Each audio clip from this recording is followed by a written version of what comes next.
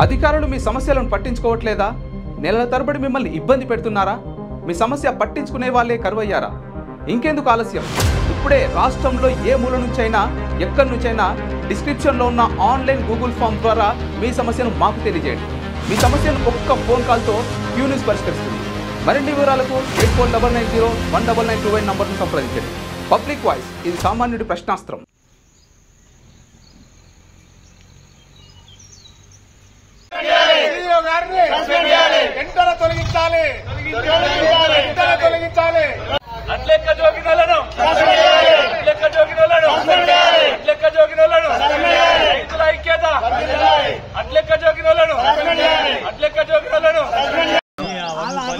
నేను 100 సంచుల అడ్డు జోకిచ్చిన 100 సంచుల అడ్డు జోకిస్తే పక్కకు బీర్నంది రంగపేట అని ఉంటుంది, మస్కాపూర్, సుర్జాపూర్, బాదనకుర్తి. నేను 5-6 ఊర్లకు ఫోన్ చేసిన పట్టి వేయమని. అక్కడ ఆ 100 సంచికి పట్టి వేస్తే, ఇక్కడ ఎర్వచింతలు 100 సంచికి పట్టి వేస్తే 6030 రూపాయల డిఫరెన్స్ ఉన్నది అక్కడికి ఇక్కడికి. ఇదేంటిదని పిఎస్సిఏ చైర్మన్ ఫోన్లో సంప్రదిస్తే అది అంతే ఉంటుంది, మీరు అడవిలో ఉన్నారు అని దాటవేత మాటలు మాట్లాడాడు.